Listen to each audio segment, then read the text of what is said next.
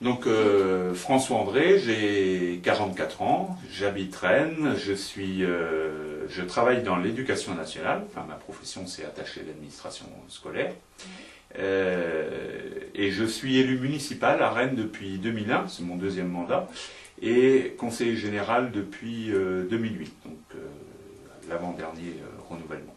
J'exerce la fonction de vice-président chargé de la solidarité et en particulier des personnes âgées et des personnes en situation de handicap. Et puis à la ville, je suis adjoint délégué aux finances après avoir été adjoint délégué au sport, donc de fonctions très différentes. J'ai toujours aimé la chose publique de façon générale.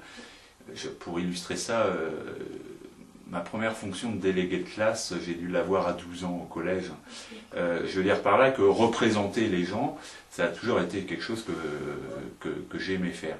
Et après, c'est les circonstances qui ont fait que, et puis les rencontres surtout que j'ai pu avoir avec tel ou tel élu du département, qui ont fait que j'ai intégré des équipes à la ville d'abord et au département.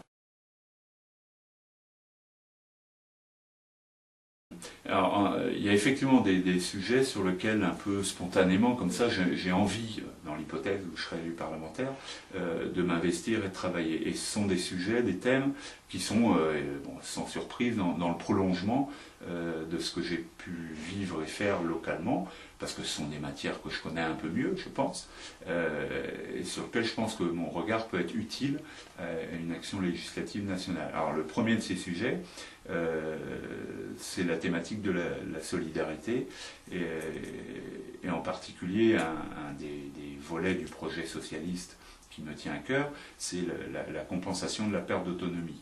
Le débat sur la dépendance, on sait, a été lancé d'abord par le gouvernement actuel, puis reporté sine die. Il n'empêche que les problèmes demeurent. Les enjeux du vieillissement, de la prise en charge du handicap, ce sont des vrais sujets et qui n'ont pas aujourd'hui des réponses satisfaisantes au regard de la perspective démographique. Et dans un département comme le nôtre, ces perspectives sont une réalité à prendre en compte. Donc ça, comment compenser mieux la perte d'autonomie des personnes, ça c'est le premier sujet sur lequel j'ai envie de m'investir. Le second sujet, c'est les questions fiscales. Je pense qu'on se redonnera des marges de manœuvre nationalement pour agir qu'en revoyant en profondeur la manière dont aujourd'hui sont ventilés les impôts et la contribution aux charges publiques, comme on dit. Et là, il y a un enjeu très fort, et moi, je souhaiterais m'investir aussi sur ces questions-là. Un troisième sujet qui me tient aussi à cœur et sur lequel j'aimerais travailler, c'est la question des services publics, en particulier en milieu rural. C'est un vrai sujet et une vraie question d'égalité de tous devant l'accès aux services publics. C'est un élément vital pour un bon nombre de nos territoires. Et voilà un enjeu encore sur lequel j'aimerais... Et j'associe à cette question la problématique de la présence médicale.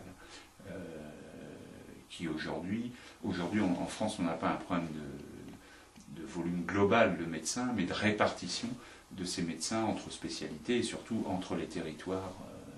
Et le système tel qu'il fonctionne ne permet plus de répondre à ce souci d'égalité d'accès à la santé, tout simplement.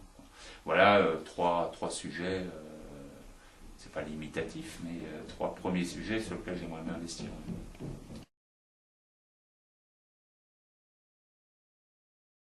C'est la question de la répartition des richesses.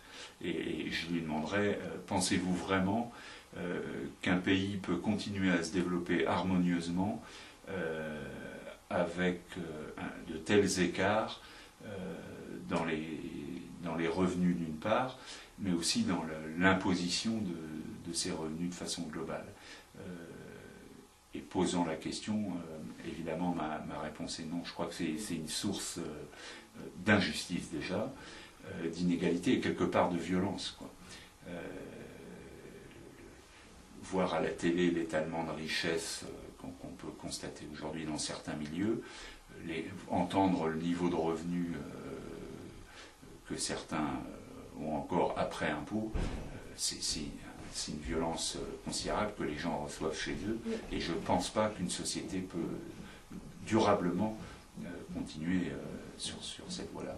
C'est une conviction.